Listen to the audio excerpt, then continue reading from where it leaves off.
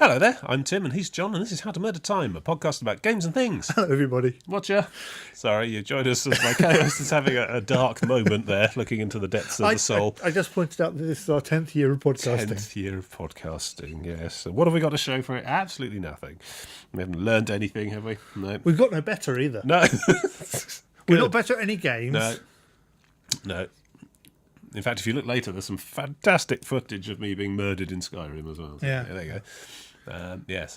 See, real streamers and YouTube personalities don't record the deaths. I think they just only record themselves looking awesome. No, they record after the death. Oh, right. Practice, and then only submit the one that makes them look awesome. No, I haven't got time for that. I was making a YouTuber reference about horrible YouTubers. Wow, yeah, I didn't mean to go there, but yeah, right, good. Moving on, anyway. Yeah, it's New Year. We didn't do one last week, did we, or the week before? Or it's like 3 weeks or something? The schedule's still working. Oh, okay. We have leeway. Scratch that, it's fine. It's fine, it's been 2 weeks since the last show. Yes, definitely.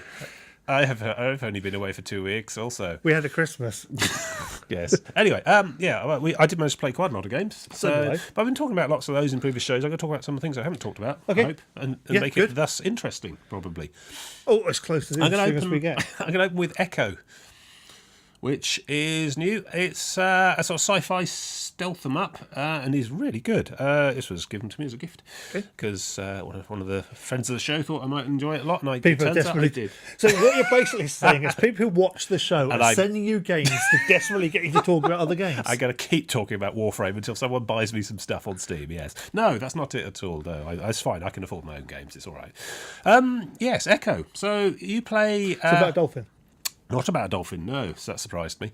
You play a futuristic member of the Resourceful, which is like a kind of futuristic techno cult, named En, who is on some kind of obscure mission. It really opens with a I have no idea what's going on feel to it, and I love those. It's great. Yeah. That sort of inextricable mystery sort of thing, which hopefully gets revealed to you as part of the story and the plot as it goes along, and some of it has been. Yes, she is on board, just been brought out of cryostasis on a long 100-year journey on a spaceship called the London.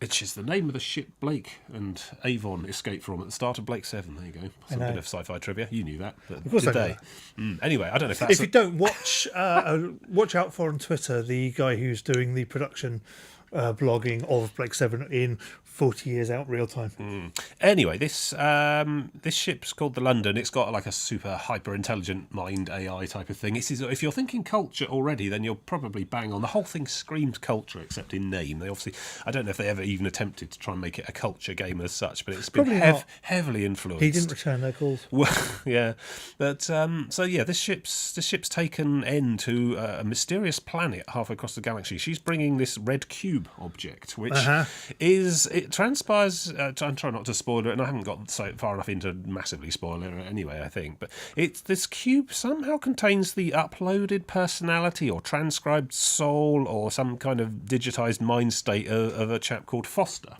who is close to both En and the ship.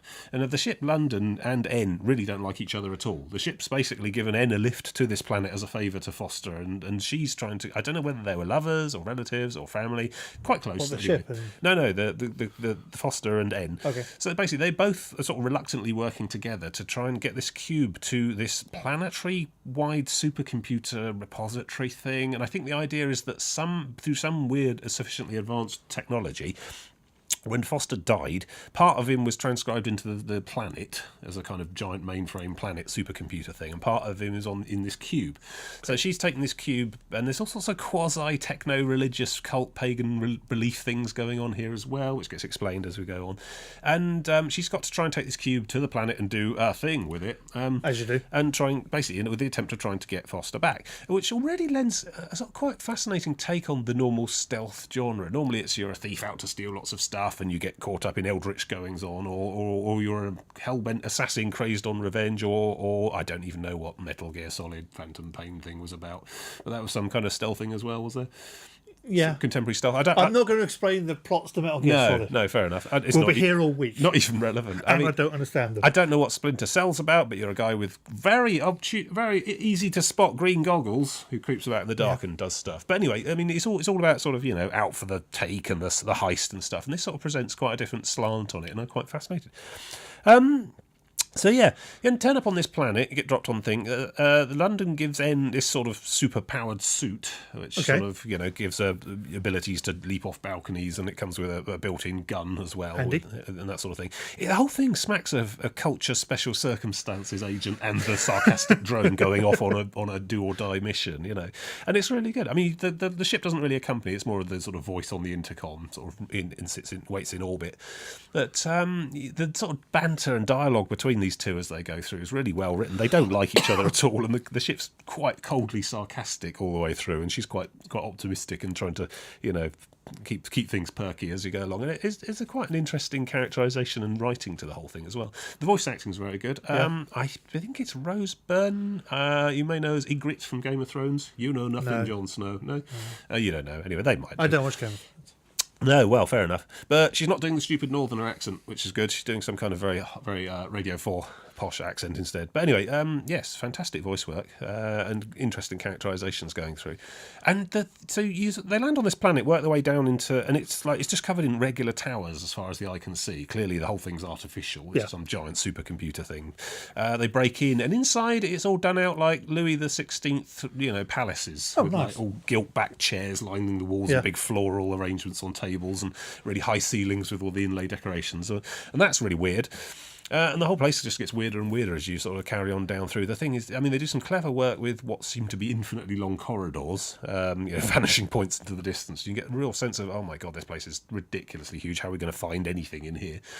And then, she gets to a thing, uses the cube on a beam of light, and everything sort of wakes up and starts going crazy. And it turns out that the planet is either corrupted or actively malevolent. And early on, what it starts doing is it starts growing clones of N. Okay. It decides that probably the best way to deal with the intrusion is to just duplicate the intruder and use the clones to attack you, which basically gives you the sort of pretext for it's just loads and loads of you trying to kill you all the way through.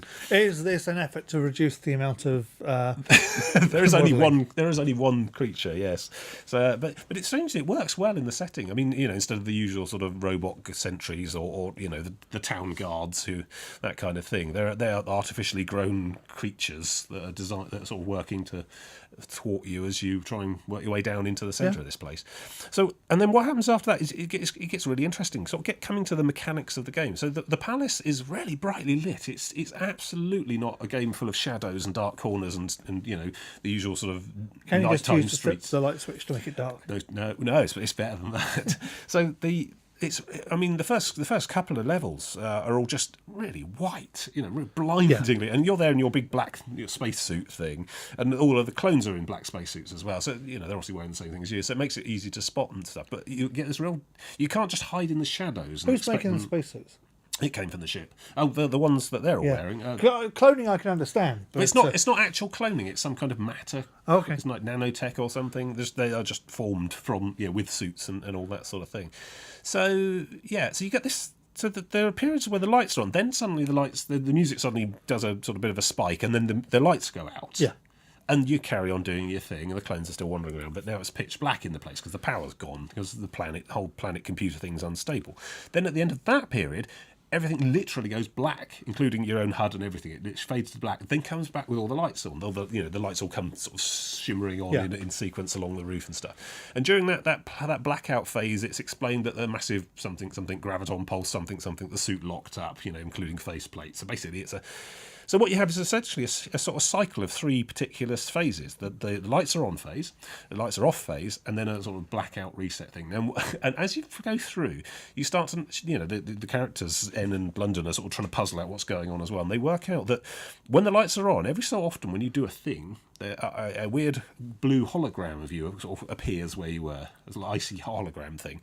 So if you use a light switch or crouch or whatever, you get this ghost image of you doing that. It stays there when you move away, and you think, that's a bit odd. And that happens a couple of times. Then the lights go out, and then the next time after the next reset, all of the clones sort of get up from where they are, including the ones you've killed. Okay. Yeah, or knocked out or whatever, They're all reset to where they were. They're aggro. Even the ones that were chasing you suddenly ignore you and are back where they were. So that doesn't sound very efficient for the...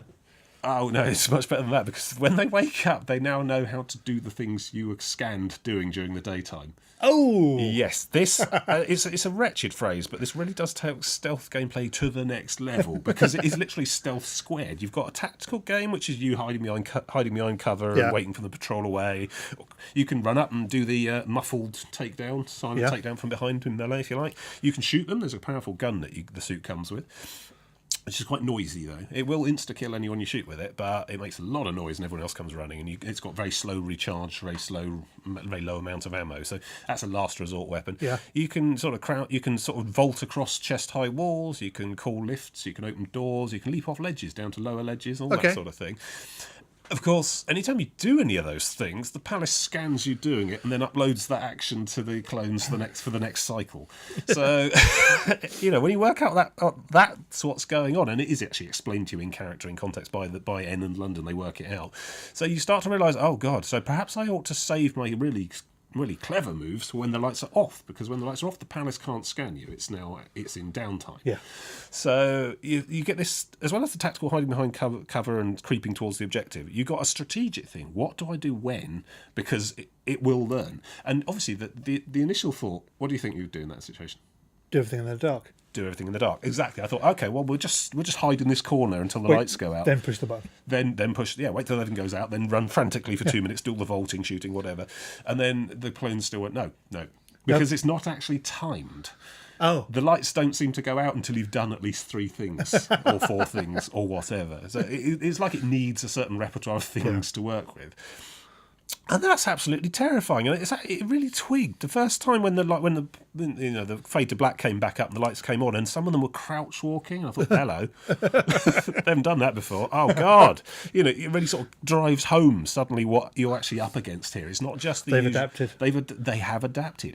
That is their big gimmick, and it really is effective. It's fascinating. I mean, I have some sort of questions about how intelligently it uses the actions you've taught it. So you can, fine, it knows how to shoot things, but then sometimes you'll be creeping through a level and just hear just random gunshots in the distance as some of the clones are just randomly shooting things. So they don't necessarily sew all these actions that you've taught it together into a meaningful plan, but things like patrol routes do change, because they'll patrol backwards and forwards up to a chest-high wall, turn around and go back away again. If they've learned how to vault over chest-high walls, that patrol route will keep going over the wall, and suddenly it all changes. Yeah, they will leap off ledges down to lower ledges, because you can do that, and they'll do it too. Can you trap them all down on lower ledges? Well, if you don't teach them how to call lifts or anything, this is it, exactly. So they can see you from the other side of a chest-high wall, but if they don't know how to vault over it, they just stand there impotently looking at you, and you're fine. But if they know how to vault it, they'll be over and they'll be on you, and you've got basically 1 health point. You've got when they catch you, you've got 1 chance to mash F to push them away, and then that puts you in a sort of spiky danger mode, and if anything catches you in that mode, you're dead. So back to the save point, try again. So you don't have you can't just tank it up. It really is a stealth game. The gun seems like it might be powerful. It will insta-kill anything it hits and penetrates as well. So if you get like 4 of them in a row and fire, you'll take them all out in one shot. Okay. But it's got a very low amount of power. It takes a while to recharge that shot, and it makes an enormous noise, and everyone else will come running. So that's oh God, I've stuffed it all up. And it teaches them how to shoot the gun. It teaches them how to shoot the gun. That was terrifying. The first time, incoming fire. What? And one of them's pointing a gun at me. It's like, run. It's a criticism I've heard a lot about some otherwise fine examples of the genre. Things like the Thief series. Real aficionados of the series will sometimes criticise it because the guards are too stupid. Yeah. They just keep going backwards and forwards. They don't notice when the bloke they were talking to 2 minutes ago is suddenly not there. Well, they don't notice when all the lights have been, are now out and damp. It's the old stealth problem. Yeah. You make the guards clever, and it's hard. Yeah, well, it is hard. This game is hard. But fortunately, one thing it does do is that quickly you also learn that they unlearn things as well. Oh. And I wonder if that was a sort of post-alpha, post-beta kludge that they decided to try and write in, or whether that was always the plan. Because obviously, eventually, they'll know everything you can do and run as fast as you, and that's I'm afraid to run in this game. When suddenly I need to get across the gap before they come back, I have to really think about, do I want to run because it's going to learn how to run, or do I want to try and just wait and try and come up with a different? You have to actually ration out your actions. and try and keep track of what they know, what they don't know. Can they open doors? They can vault over ledges, but they can't open doors. So the one on the other side of that door, I'm always keen to close doors behind me when I'm going through this place, because they'll learn the closing doors as well. Yeah. And if you don't teach them to close doors, they just leave all the doors open, and suddenly there's sight lines all the way across everywhere. So, but if you're always meticulous about closing doors every time you go through one, they'll always close the doors behind them as well, which means that that you've got block line of sight. You can use their abilities against them. Yes, and it can only. I think the idea is that the clones can only store so many actions at a time, which means they unlearn ones you haven't done in a while in favour of new things. Which is basically what they've designed is a game that forces you to continually change how you play as you go through it. It's, just from the meta game design perspective, it's absolutely fascinating and really clever. And suddenly you've got this tactical stealth gameplay and the strategic aspect of, right, what do they now know? What can I afford to teach them? Things like picking a bunch of grapes and eating them. That replenishes your running stamina, which expends as you run. That's safe enough to teach them, and they will. They'll stop and just eat grapes as they wander past things. There's a bunch of collectibles. Every game like this has a series of collectibles. Of course. And these are tuning forks. There's reasons. Basically, every time you go past and bing one, you get another audio fragment that gets compiled by the suit, and eventually, if you've done enough of those between levels, you get a chapter of some lore appear, decoded by the suit, which is interesting. That's replay value. Got to catch them all, that sort of thing. But also, dinging a tuning fork is another thing they'll learn. And the clever thing is, I saw in the achievement list in Steam, there's an achievement called outsourcing, which is basically you get an achievement if one of them dings a tuning fork in audio range of the suit, and then you learn the audio fragment. There's some really clever thought gone into this game. It's kind of minimal in a way. You're just sort of going through a whole bunch of rooms with what are essentially, drones, the town guard type drones. Except they're all you, and they learn your stuff, and they got your abilities if you show them. I wonder about. Perhaps later on they'll stop unlearning stuff as it gets towards the far end of it all. Yeah. It's doing a good job of teaching you new mechanics. Basic mechanics like you have to go and grab a sceptre off one pedestal and plug it into another pedestal the other side of a room just to get the door to open. That forces you to traverse this vast room with all sorts of multiple levels and obstacles and so on. There's another mechanic where in order to get a pagoda to open, which has got the main lift that goes down to the next level, you have to collect a number of blue orbs from different pedestals all around this massive multi-layered room. So, it's really making you work around it all. You've got some helpers. You can tag them. Okay. So if you point the gun at them for a second or so, it does a sort of crosshair, and then something red brackets them, and that red bracket you can see through walls and will persist. Obviously, if you've killed one of them, the bracket goes, and it's not there when they get back up after the next recycle. The gun can be fired in an AoE short-range knockdown thing, and at worst, you can just push them over as a sort of melee attack. It doesn't do them any damage, and they get back up, but it gives you time to get clear. There are little crystal orbs on plinths you can pick up and smash into them to kill them as a melee attack, and that's a one-shot thing that's relatively quiet, But it's fast. It really is working. I'm finding myself. I'm having to really vary it up constantly to just make any progress to this thing. Because every sort of 3 or 4 actions, the lights will go out and they'll be reprogrammed, and suddenly they know how to do these different things. Sounds fascinating. It really is. Yeah. If you're a bit tired of the normal. I say normal. Stealth em ups aren't a hugely popular genre, even as is. I can see this putting a lot of people off. I can see it dividing. So you've got people who don't like stealth games and people who like stealth games, which is a straightforward division. But I can see this dividing up the people who like stealth games into 2 camps, because some people, and I sometimes I'm one of the. I must admit, this is one of the things I like about stealth is the power and control you have over the whole situation. I'm invisible. I've got all sorts of cool arrows or cool gadgets that can command their attention, and I'm the sort of smugness you get from just not being undetected and just sort of bypassing fights and being in command of it all. The last Metal Gear Solid, perfect example of that. There's a certain smugness you get from having got into a base, kidnapped every person with usable skills, and either not killed or killed everyone else, depending on your point of view. I'm in control. It's about control, stealth games. A straightforward gunfight game is about skill and adrenaline and speed, whereas stealth gameplay is about patience and control. And this whole learning as you go thing does rob you of that control. Even playing well, you're constantly forced to adapt, constantly forced to change, because they've adapted. I could see this. I could see under other circumstances is this being a Borg-based Star Trek game. But but the Borg only really adapted on A, are you a problem, and B, what gun are you firing? yeah, exactly. The Oh, Borg weren't very good at adapting, if we're to be fair. yeah, exactly. By adapting, we mean they have a different sort of force shield that now blocks this kind of gun. Oh, okay. But yeah. And they never learnt that maybe they should always treat humans as hostile. Or learn to try and reason with humans, because it's just the whole GLaDOS realization at the end of Portal 2 that it's just too much trouble to try and kill Chell. Might as well let her go, so it's fascinating. I mean, it's hard work though, because like I say, I think it's not going to be hugely popular. I think it's going to be a niche title. I mean, it is very clever and very stylish, and I personally really like it. But it took some getting into. Initially, I was like, okay, but now I'm starting to see the genius and starting to settle into it. And I mean, they've just taught the room I've entered now, the latest bit. They're teaching a new mechanic where there's extendable and retractable walkways, and of course, operating one of those is another skill they'll learn, and that sort of changes the whole dynamic of getting Especially around. if you're standing on one. Yeah, they do. They sort of retract and thing while you're stood on them if someone operates them from the end. So It must be terrible if people do that to you in a game. yes, especially if you taught them how yourself. Yeah. But yeah, it's an absolutely fascinating game. I mean, I just can't praise it enough. But it's really not going to be everyone's cup of tea. That's the thing. So if you like that sort of thing, then play it. If you don't, then don't. Well, if you like stealth games, give it a go, but you still might not. Yeah, it might become frustrating. It's more of a puzzle stealth game. It's definitely a puzzle game. I mean, it's a stealth game in which you just can't complacently settle into your usual routine, because that is absolutely what will get you killed, because they'll learn it. Your usual routine, which is usually, I'm going to do this properly. 5 minutes later, okay, I've got a cupboard full of dead people. What am I going to do now? Yeah, there's no stuffing people in cupboards. There's no light switches. You can't shoot out the light bulbs or anything. That's all. That doesn't work with modern lights. It's all intrinsic to the palace. It's just that the lights There's are on. 150 LED lights embedded in the ceiling. Let's take them all out. Yeah, well, I'm out of ammo. This palace is just glowing. The walls themselves are the lights. It's just that kind of place. So you find, aesthetically, it's fascinating being in a stealth em up where everything is so painfully and brightly lit.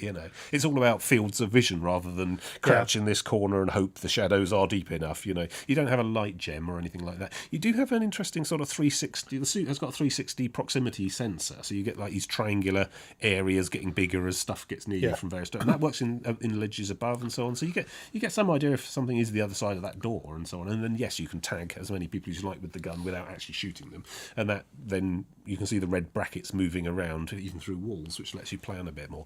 I don't think they can do the red bracketing thing, or would they know what to do about it if they could?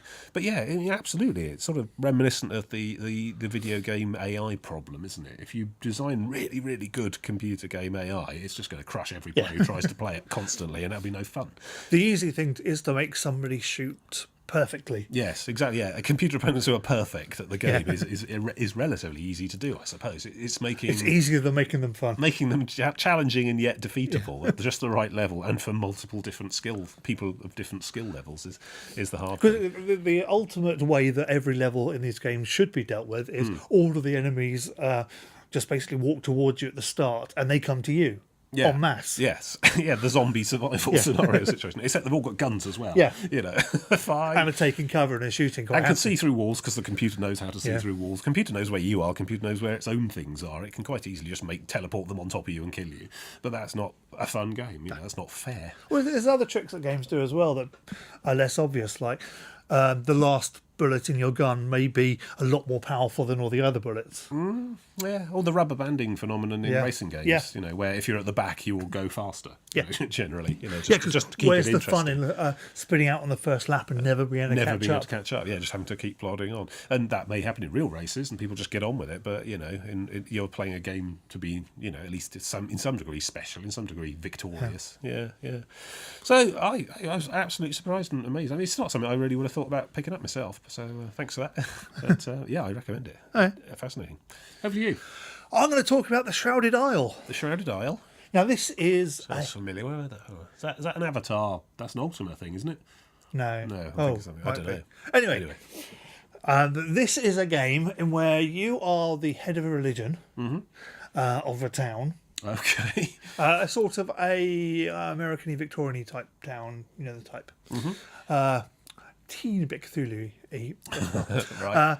And it's a 2D thing, all monochrome, where it's just basically status screens and text comes up. You have 5 houses, or is it 6? 5 houses, and your religion says that certain things must be upheld. You have these tenets that have to be like lack of information. You need to keep people ignorant of the real world. You have to keep people obeying. Okay. You have to, yeah. Is this social commentary as gameplay? There may be a tiny bit of ever so subtle commentary about various things like religion. Right. And what you do is at the start of every season, you pick some advisors, Yeah. and you from each house. So you have to choose which people from the house who are going to do things. Like the one that does the information may have the ability to burn books. Okay. And one is obedience, and that's all. Yeah, so basically, Shadow over Innsmouth as a resource management game. Yeah. Is that what we're talking? that's all. Right. Yeah, and then each month or so you choose a couple of those advisors to do some work, and they will do their ability, and not knowing anything will go up because it's a nice double negative, Right. or obedience will go up or down. But Okay. the thing is, everybody in it has good ability and a bad ability. So they've got the good one, which might be their pious, or that might be their unquestioning. Yeah. But there might be one that's undisciplined. It could be they're a thief or a kleptomaniac or something.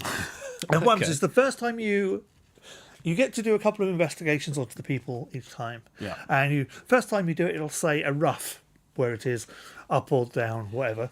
And then the second time you do it, it'll say exactly what it is. So it's, it might be minus 30 on obedience because they're rebellious. Okay. And so whenever they do anything, they're actually going to hurt your obedience quite a lot. Okay. So you're trying to choose which one you're going to have. Yeah. And no one's perfect. So you're basically trying to pick the people slowly over time, work out which people you want to use. Two wrinkles in this problem. Yeah. One is at the end of each season, you have to sacrifice one of them. Okay. Right. And Room at the top. your god will tell you who wants to be sacrificed. I want you to kill the thief. Right. So you have to find the person who's the thief and sacrifice them, and everything goes a lot nicer. But you have to sacrifice someone who's got no clue. You then choose who you want to sacrifice. Now, you can use that to get rid of somebody who's got really bad skills. Yeah. So it's a sort of whodunit thing as well, aspect of Sort of. And so, but if you get rid of somebody with a minor problem, Yeah. everyone's going to get a bit upset that they were redeemable.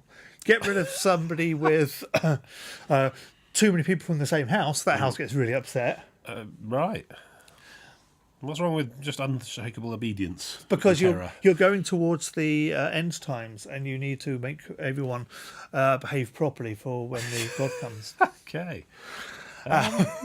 It sounds awful. It is awful. It is absolutely horrific. Yeah. It's presented in just this monochrome text boxes coming up. It looks really lovely with all this lovely artwork, but there's absolutely nothing there beyond Massive jarring choosing disconnect, options. Basically, choosing which person from the house is going to represent them this time, which couple of houses you're going to want to use as advisors this time, and who you're going to investigate, basically. Right. Yeah, it's weird. Also, it may have rather problematic issues on mental health because it's got this Cthulhu-y type thing. And as you can imagine, that's not the most diplomatic, should we say, or modern. It's not the most modern interpretation on how mental health works. Right. Yes. I could.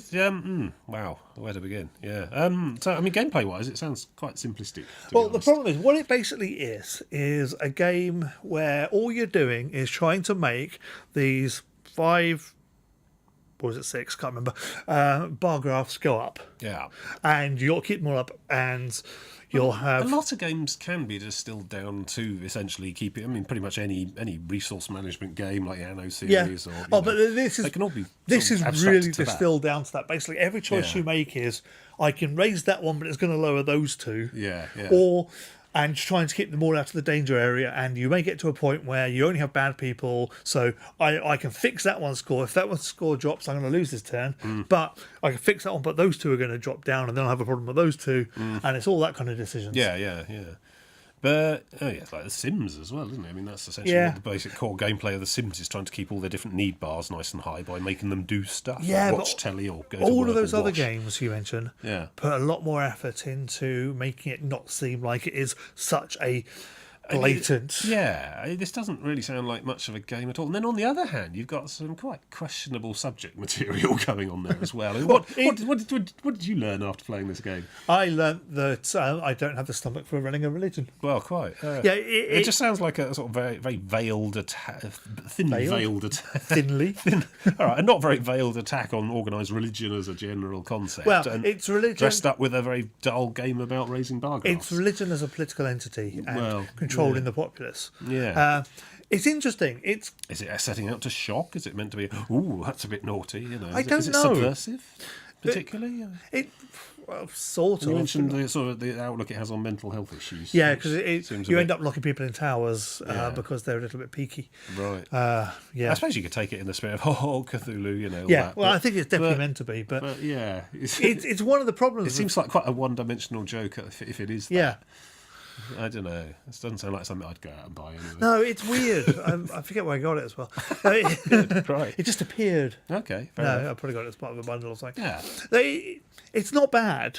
Yeah. But it's presumably not, we're talking somewhere down on the indie end of production values and such. Yeah. Yeah. it's really not a bad game. It's lacking something, and I think that people have given it a lot more credit for what it is because look, it's doing something a bit edgy with the material. Does it have a claim? Do people think it's Yeah, astonishing? a lot of people have talked about it, saying it's very interesting. Maybe you're not doing a very good job. I'm just not sounds finding it that interesting. Sounds a bit hipsterish. You know? Game-wise, it is very, very simplistic, which is fine. You can have simple games, yeah. Material-wise, it's very, very simplistic. It's not a clever take on this. It is the very obvious take. Yeah. And I don't know whether or not my background means that I just find that a lot more. Well, that's your own personal upbringing is not really the point. Yeah. I don't know. Basic fundamental respect for people. What I'm basically saying is I don't know if experiencing all of this for however many years at Catholic school basically showed me that, yes, this is how Catholic school works. Is it though? No, it's not. Well, this is it. I mean, they sort of purport to present a nuanced view of organised religion and why it's bad. Well, they don't really say that. Do what the squid tells you or something, but they don't really say that. It just. I mean, it could be seen as an analysis. I think you'll find it's a bit more complicated than that. It could be seen as an analysis on how religion is used to control people in a bad way. It could be taken as an analysis on how all religion is just used to control people. It could be taken as, look, this seems like a pretty neat thing to just put over this very simplistic needs system that we need to work on. Well, those are all quite worthy ideals, but there's probably better ways to explore them. It's basically Guess Who. Yeah. Do they have a moustache? Yeah. Sacrifice them. Yeah, the game is basically Guess Who with more sacrifices. Right. Yeah. Which is probably not a bad thing, but yeah. Yeah, is it me? It might just be me, but I'm just getting a bit tired of the whole Cthulhu thing. Yeah, you know, I mean, it was funny at the start, like 20 years ago. It's gone too far now. Everyone's doing it. Yeah, perhaps we ought to just leave Lovecraft alone. I think we should. Anyway, I can't really recommend that game. Okay, good.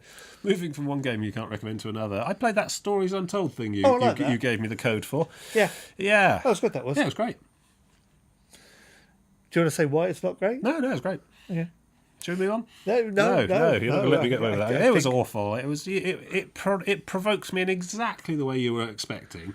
If I've learned anything from playing it, is that I'm never going to play one of your game recommendations again, because you seem to have this strange delight in making me cross. Largely for podcasting purposes. No, I'm not trying to make you cross. It just always surprises me that a game makes you cross. I didn't like it at all, I think you could say. So, yeah, Stories Untold. It sells itself as some kind of retro gaming and text adventure type experience. At the start, that's as far as I got. You sort of sat in this room tapping away on your key, and it's appearing on a. It actually is a 128K spectrum with the word spectrum changed. It's a +2, but it's too thin. Yeah. So there's actually you're sat in a room looking at a television and a computer and some lamps and things in the background and some really sort of 70s veneer wood wallpaper grain stuff there. And I think, this is quite a nice little retro experience. And well, actually, this is the first of 3 stories or 3 chapters or something. Is it 4? I don't know. Yeah. Might be 3. I can't remember. So, I start tapping away, and it is, you are standing outside a house. There are exits east, west, north, south, that kind of proper old school Zork type text adventure stuff. I thought, all right, we'll give this a go. Tap, tap, tap, tap. Go around the side of the house, find the key, turn the generator on, go in the house, and all the way it's sort of painting this really rosy, nostalgic picture. Essentially you are coming back to the house of your childhood, and you're grown up now, and all the things, the way you left them, and it's all bringing fantastic nostalgia and memories and stuff. Eventually, it's sort of you go through the house, you go up into the bedroom, your old bedroom, you find a computer there, and you sit down in front of it, and you start playing a text adventure. Oh, very meta. I like it. I see what they did there. Very clever. But meta upon meta, because suddenly you start playing the text adventure, and now the lights go off, and it goes all nasty music and not the dark tones and stuff, colours and stuff. And you're still playing this text adventure, and you're standing outside a rotting house that's all very scary place, and there's a nasty, it's all dilapidated, and you can't understand why you want to come to this house, but you go up the path anyway. And it's basically, it makes you do exactly the same text adventure moves again, only this time it's all horrible, and there's blood everywhere, and the screams, and oh god, why did I do it, and I got as far as the bit where it was refusing to continue until I typed in that it was all my fault and that I killed them all, and I thought, I can't be having with this, I'm done. So I walked away at that point. So I imagine it's a fantastic game. Just before the reveal. I don't know, whatever. I couldn't find the stomach to play along with its ridiculous manipulative shenanigans, and this is exactly what I got from the Stanley Parable, which is exactly why you recommended it for me, I imagine. I just didn't get on with it at all. It was just, quite queasy, quite dirty, because I felt, no, not enjoying myself here in any real sense. Could be worse. You could have played one of the other things I played. I don't know. Which I'm not going to talk about much. All I'm going to say is, in VR, being in Crime Alley, watching Joe Chill kill the Waynes while you can't move in VR is not fun. God, is that Arkham Asylum VR thing? Yeah. Oh, God, yeah. You have to start wondering where, I suppose, does a certain proportion of game designers just have no moral lines? I've got a feeling that an awful lot of people just don't feel. Wouldn't it be edgy? Some of these games are literally being written by computer algorithms. Yeah. Wouldn't it be edgy if we made you put on a VR headset and then watch a really detailed murder happening? Yeah, of your parents. What? God. I will give them this. Well, that's going to sell VR. That's going to make it mainstream. I will give them this. They managed to make me look at that so-boring death of his parents thing from a whole new angle. That whole new angle being child height. Yeah. To be honest, I actually, having said all that, if I watched Bruce Wayne's parents get murdered again, I probably wouldn't even flinch at this stage, because it's just such a tired old tale. But no, I mean, yeah. And we were talking about this the other day on Mumble, playing something or other. I might have been Path of Exile, and I just thought, I'm so sick of adventuring my way through some giant beast's internal organs, What is it with game designers? They're sick, twisted people. Oh, I know, we could have like a level where you're inside someone's colon and there's all teeth coming in and you have to try and fight away and fight sentient bacteria. I mean, for God's sake, people, what's wrong with just a traditional medieval castle and a dragon or something? I quite like the one in Gears of War because it was currently eating cities at the time. Yeah, you had to chainsaw away out of a worm's intestines there. And there was a whole section in Guild Wars, a game I otherwise love fantastically, where you're in the realm of torment, and that's all teeth and bloody organs.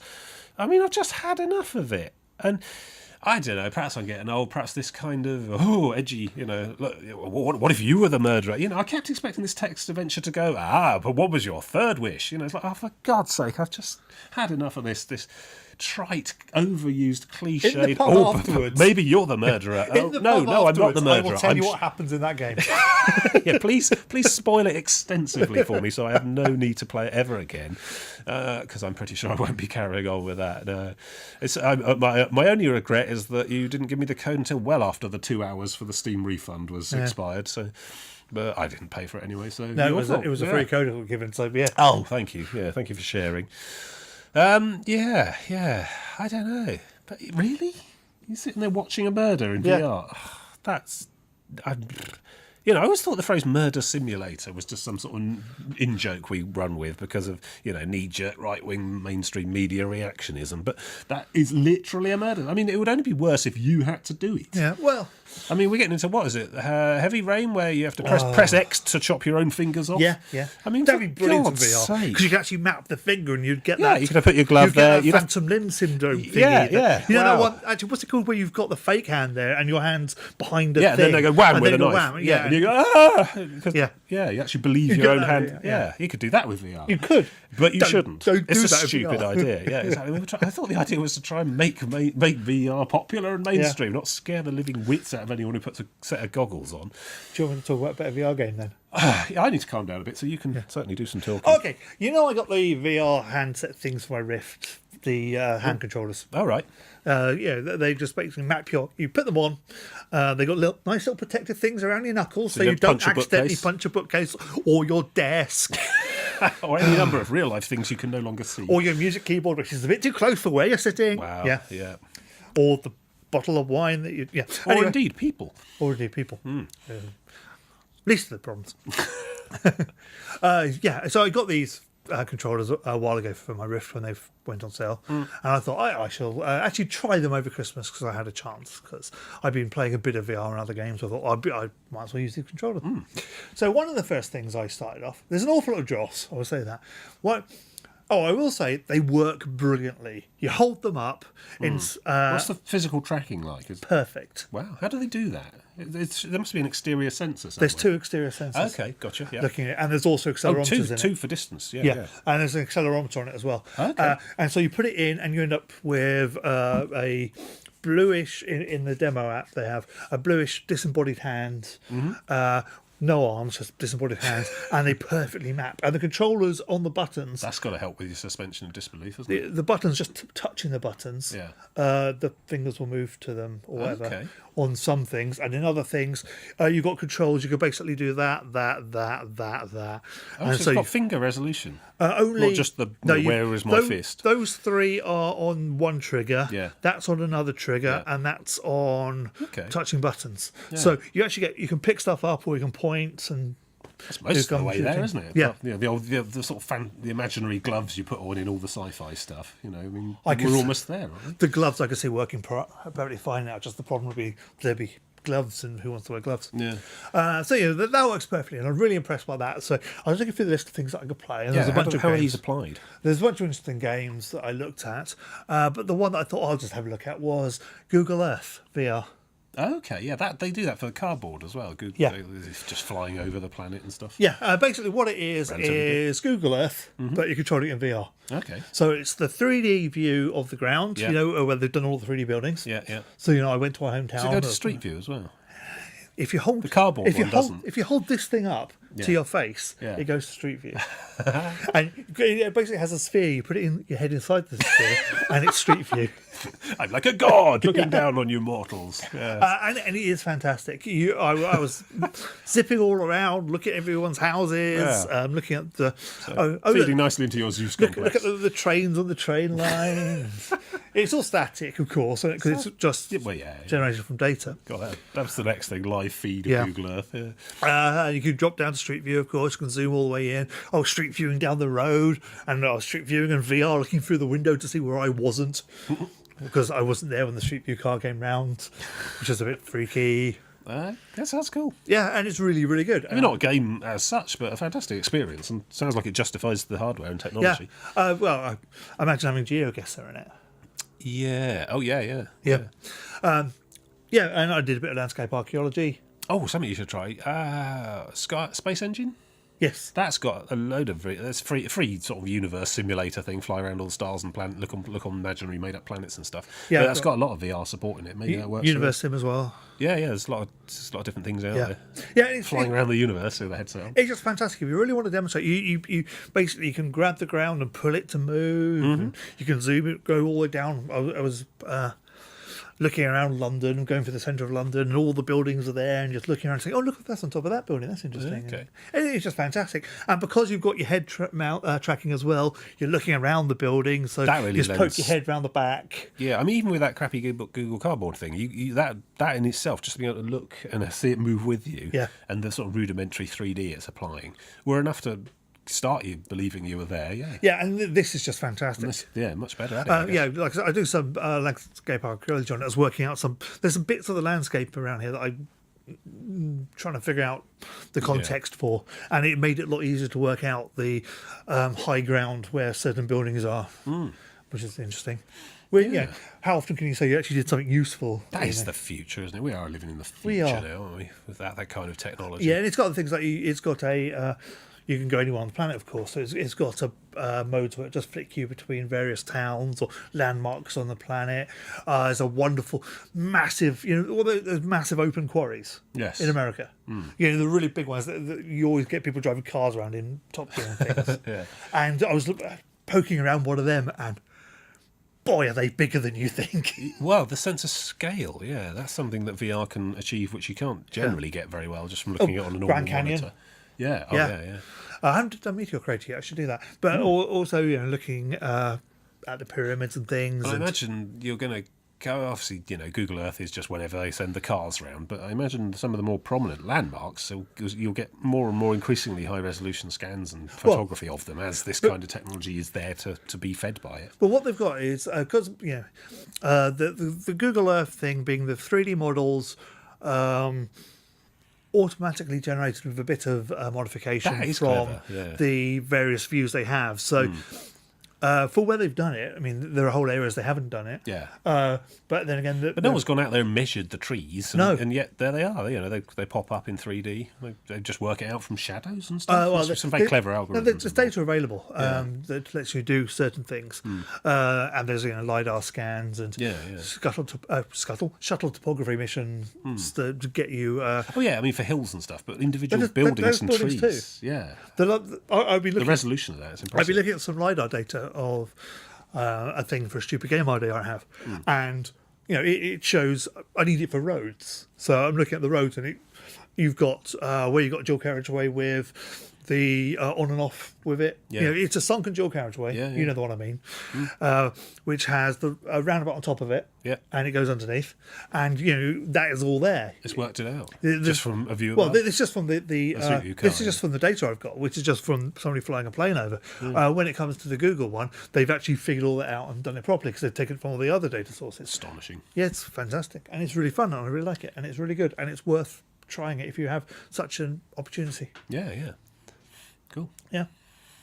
So I'm going to talk about Skyrim. Okay. Just a 15-year-old game or whatever. Yeah. No, Better so- be something new. It is something new, yes. This is it's not new. It's new to me anyway. This is I was talking about it briefly the other week, and I've got Skyrim Special Edition because I thought I'll have a look, and it's turning out to be quite good. Yeah, working well. You can maintain a massive chip on your shoulder about paid mods and we liked it in the old ways and we don't like their creation club and whatever. But objectively speaking, if you'd not played any Skyrim, Special Edition's probably the one to go for. So I don't know when it was converted, but there's been a long-running mod project called Skyrim Beyond, where a whole bunch of modders have all sort of worked together on this collaborative enterprise to try and basically recreate the landscape and the people and the places of the Oblivion game, Elder Scrolls 4. Yeah. They're not, but Skyrim is set about 150 years after Oblivion. So what they're doing instead is just extending Skyrim south.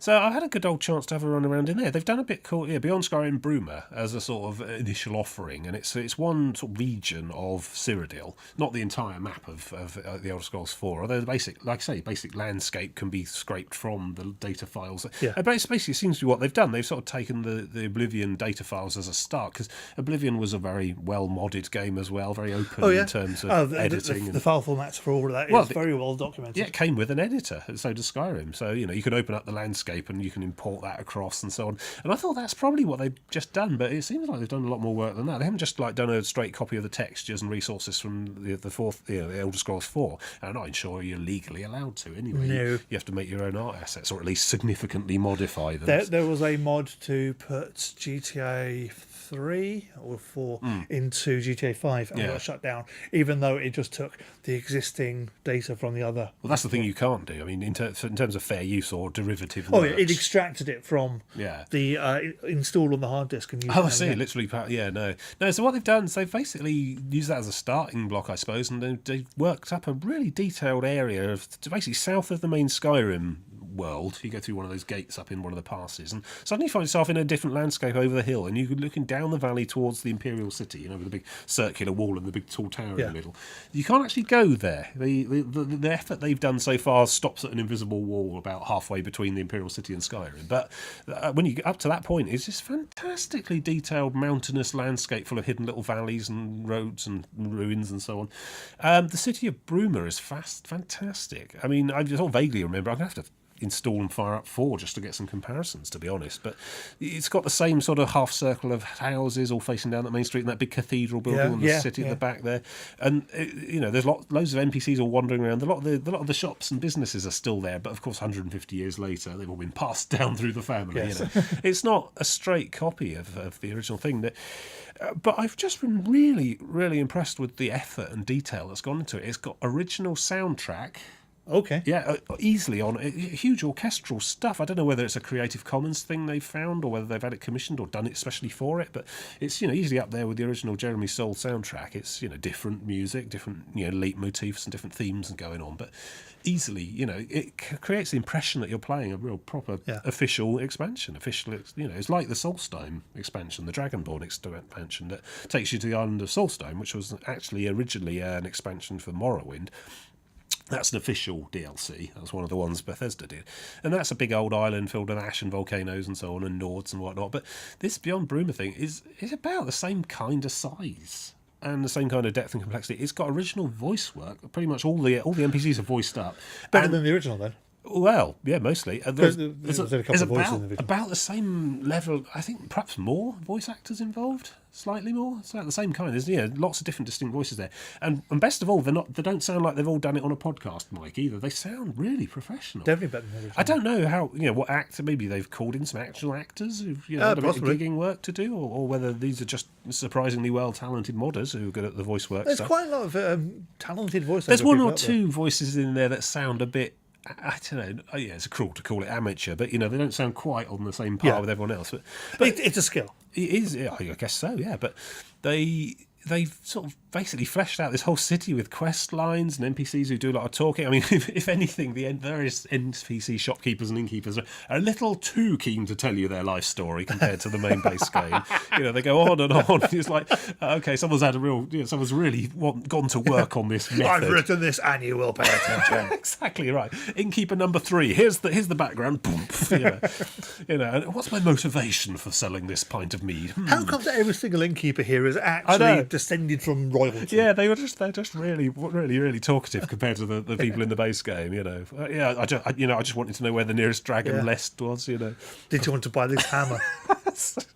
Yeah, but I just can't fault the sheer level of detail, and I mean, there's whole new sets of armour in there, whole new sets of clothes and robes and weapons. A lot of the weapons are unique and distinct to this expansion. They're slightly different style to. They haven't just cloned the shopkeeper across to the new area. They're all selling new and different looking swords. They're still called iron armour and steel armour, but they've got different style.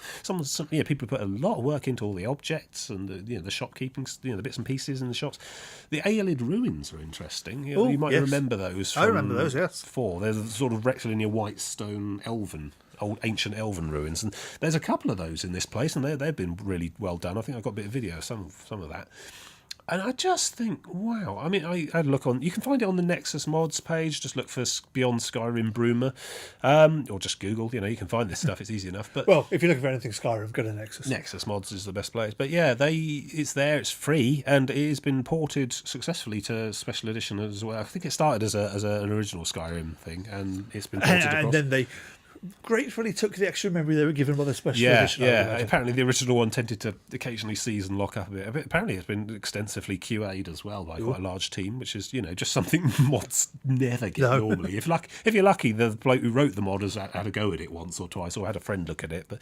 But I don't know how many people are involved in this. It must have been a team of at least 30 to 50 enthusiastic amateurs all pitching away into this thing, and they've managed to effectively create an expansion, a DLC, which is large, about the same sort of size as certainly the Dawnguard stuff, and probably the Dragonborn stuff as well. That's cool. It's astonishing, and they're not done either. Apparently, they're still working on their ambition is to get the entire of Cyrodiil done, which is basically the entire area, the entire playfield of Oblivion, Elder Scrolls 4. And if it's done up and populated and detailed to the level they've done with the stuff so far, it's going to be astonishing. It's going to be easily as big as Skyrim, the original base game. And I suppose, what do you do with that if you're Bethesda? You can't really officially endorse it, I suppose, but you don't want to step in and start trying to shut it all down. It seems in good faith. Yeah, it seems like a good bit of advertising. It doesn't work without Skyrim, so But who really knows with the state of lawyers? Well, yeah, but this kind of thing is in direct competition to stuff like Oblivion and so on, Skyrim. And what happens when somebody else wants to do a similar mod? Who's maintaining the canon of all this? Which is an interesting thing, because if two different teams decide to do Broomer, they're going to be totally different and incompatible. They won't basically. The odds are only one of them will finish it. Yes. You just have to take yours is the one that goes all the way through. But you get that kind of conflict stuff going on all the time in modding in Skyrim. If both of you and some other modder you've never heard of both decide to make a fantastic dungeon that sits on a cave X, they can't both exist. It's that whole version management control, central control thing that just does not exist with modding, unless they talk to each other. I'm sure. Oh, I think what usually happens on the really big ones is there's got to be there's multiple ones, they will coalesce into one. There must be some degree of even amateur and inadvertent project management going on for something this big. There's somebody's in charge of it, somebody's coordinating, and everyone's pitching in with what they. And it's just really restores my faith in human nature in a way. Seeing, you think, oh, well, surely someone's only going to make something like Skyrim if they're, it's a team of 50 developers being paid at least, 40, 50,000 pounds a year or whatever they're paid, and working for 5 years on something that they may or may not actually personally like or enjoy. It's a job, But to see something of that kind of scale and complexity and outright professionalism done for free by people who just love the world and love the product, and have it successfully get to as far as it's gotten and work, because everyone goes, oh, I'll make a mod, and you get so far, and I'm going to add helicopters or whatever. You do a thing you love and enjoy, and then you decide, oh yes, I'm going to go and make more of this myself. It's such a naive and perhaps juvenile dream, but taken seriously and done properly. You've got to have some sort of appreciation of what that's going to entail, how much work. You've got to sit down and literally run it like it was a professional business. And yet no one's getting any money at the end of it all. And in fact, taking money for it will probably get it shut down. So I don't know if there's a Patreon or a donate button somewhere. I'll have to have a look. But it's given freely and in that spirit. So amazing, absolutely amazing. I guess there's quite extensive full-on quest lines there. It integrates with the normal quest journal. There are whole new quests appearing and so on. Yeah. So it's not just a bunch of people wandering around. There are stories here that I haven't played through yet. I think the question of how good the quests are will be the interesting one. Yeah, and it's going to take quite a while to work way through it, because essentially a whole new DLC for Skyrim is going to take a while to play through.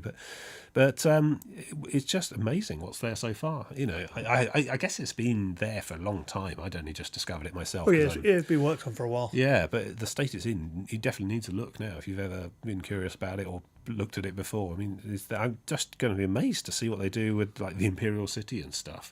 There was a whole zone instance itself in the original game. That's where you started.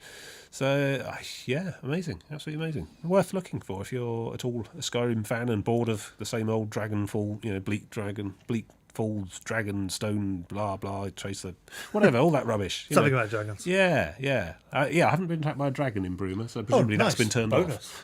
It's good because that's. I think that's distinctly a Skyrim problem, really. But they got some sort of quest lines going in. They got the White Gold Concordat's a big thing, and the Elden Mary Dominion. Those sinister high elves running around kicking up fuss. Yeah. Because in the timeline of Skyrim, the high elves had broken off and formed their own breakaway thing, and then absolutely trounced the Empire itself. So that's also. And then there was a sort of uneasy peace formed between them two, and so they're wandering around like the Gestapo the whole time. There's a couple of them wandering around Bruma giving people trouble, so that's probably part of the main stories and things that are going on in there. But then it's sort of, I love it and I want to get involved and I want to find my way through it, but I can't help thinking that if they ever do an Elder Scrolls 6, they're just going to dump all over that. It'll become totally non-canon and obsolete. But yeah, so it's the journey that counts. Yeah, enjoy it for the moment. Don't worry about what's official. It's like people who get cross about official and unofficial Star Wars or Star Trek or stuff. As long as you're enjoying it and it's fun, doesn't matter. Did I ever show you a Unity project that I found a while ago, which loads up the map from Morrowind? Oh wow! I've actually got Morrowind, and there's a whole bunch of mods that improve distance of rendering. You don't want to do that. No. Turns out Morrowind's really small. It is. It's tiny. Quite underwhelming. You think there's an ocean there? There isn't. No. It's dark. Bit of fog. I think you can see. Yeah, with if you take the fog, because the fog was essentially a machine limitation, because back then it was all early Pentiums. Oh yeah, something like that. So it could only really deal with so much distance before it all ground to a halt. But modern Morrowind with high-end PC and enough mods that remove the distance culling on the fog, and you can see Vivek City from the start point. Yeah. Oh, okay. Actually, this place is really tiny. What is over this hill? Oh, it doesn't matter. And it disguised all that by giving you a really slow run speed and no fast travel. It seemed like a massive game. It was huge, but now it seems quaint. But so there you go. Skyrim Beyond, Bruma. And look out for Skyrim Beyond Cyrodiil eventually. I don't know when. That's the problem, isn't it? Keeping the momentum going. But well done so far. I'm impressed. Yeah. Anything you'd come off? I could say how much that I think that using VR in Elite Dangerous really makes combat a lot easier, and therefore it might actually be cheating. Are you Elite now? I've been eliting. Okay. No, are you Elite? Oh, no. Combat Elite? No, I'm slowly getting. I only really just started doing combat. I got myself a Vulture. Oh, cool. Yeah. I've heard good things about those. Quite heavy fighter gunship type. Yeah, it's really good apart from the manoeuvrability and the fact the guns run out. Yeah, heat. I need more power or less heat. Yeah. I got Python now, so Oh, have you? Yeah. Yeah, I need to get Python. I've been potting around doing the latest of the Galactic Event things. Oh yeah. I'm in the top 50% on the community goals. Yeah, community goal, the shipping stuff, and it didn't take me that long to do. So there are a bit. An evening's work will usually get into the top half of those. Yeah, it's quite good. Cool. Yeah, anyway, that's all. There's nothing really exciting. I'm out, so do spill. You can go along to howtomotortime.com where you can see all our previous episodes and all the previous podcasts from the last 10 years of this rubbish. Go along to YouTube where you can see the videos and his walking videos and maybe something new if I actually finish it. To cover I've made it to Hassocks. Hassocks. Wow. It's another made-up place.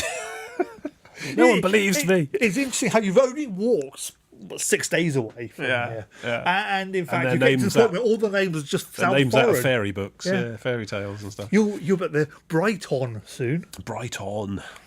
Oh, I can only dream of such heady, exotic, remote and distant lands. You just go north. Where do you stop? Eastbourne. Okay, yeah. So, it must be quite soon. Mid-February, I reckon. How many more weeks you got? Because you're relatively far along. 3 more. Wow. Yeah, those are down to every 2 weeks because he's not walking fast enough. There was a massive backlog by you giving me a week's worth in one go for walking around Cornwall. So those down to fortnightly, the podcast fortnightly, and so there's going to be another bit of game thing on the alternate weeks to mean there's some game stuff. I wrote theme music. It's fantastic. What? I know. Oh, God. It's terrible. People will find out. Okay. Join us in 2 weeks' time when we play more games, and hopefully there'll be no more VR murdering. See you next time. Goodbye.